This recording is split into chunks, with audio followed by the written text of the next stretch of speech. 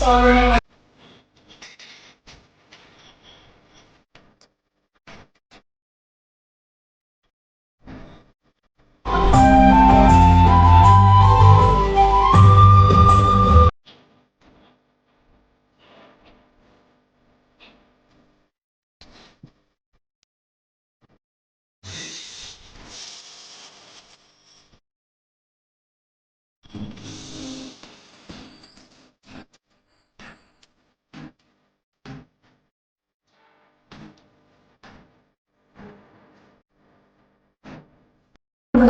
ഒത്തിരി കുടുംബങ്ങൾ ചെയ്യുന്നതാണ് നമ്മുടെ ദേവാലയം.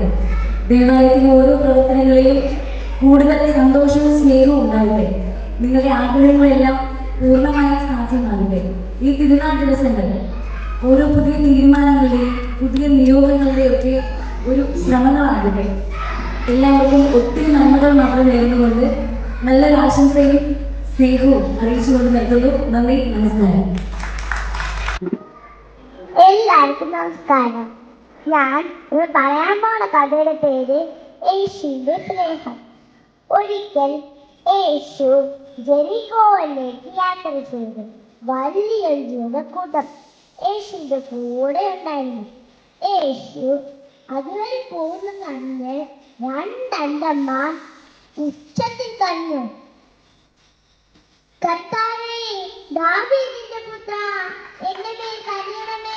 കർത്താവേ, ദാവീദിന്റെ പുത്രാ, എന്റെ മേൽ കനിയണമേ.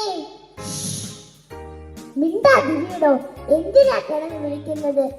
ജനക്കൂട്ടം അവരെ വരക്ക് പറഞ്ഞു. വീണ്ടും അവർ ഉച്ചത്തിൽ വിളിച്ചു, കർത്താവേ, ദാവീദിന്റെ പുത്രാ, എന്റെ മേൽ കനിയണമേ. കർത്താവേ, ദാവീദിന്റെ പുത്രാ, എന്റെ മേൽ കനിയണമേ. യേശു അത് കേട്ട് അവരുടെ അരികിലേക്ക് വന്നു.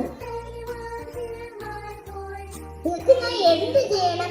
കർത്താവേ, ഞാൻ കണ്ണ് തുറന്നിട്ടണം. യേശു കണ്ണുകൾ മെല്ലെ തൊട്ടു. അവർക്ക് കണ്ണുകാഴ്ച കിട്ടി. അവർ സന്തോഷത്തോടെ യേശുവിന്റെ ഒപ്പം പോയി. കൂട്ടുകാരെ, ഈ കഥയിൽ നിന്ന് നിങ്ങൾക്ക് എന്ത് മനസ്സിലായി? വിശ്വാസത്തോടെ നിങ്ങൾ എന്ത് ചോദിച്ചാലും യേശു നമുക്ക് തരും. നന്ദി, നമസ്കാരം.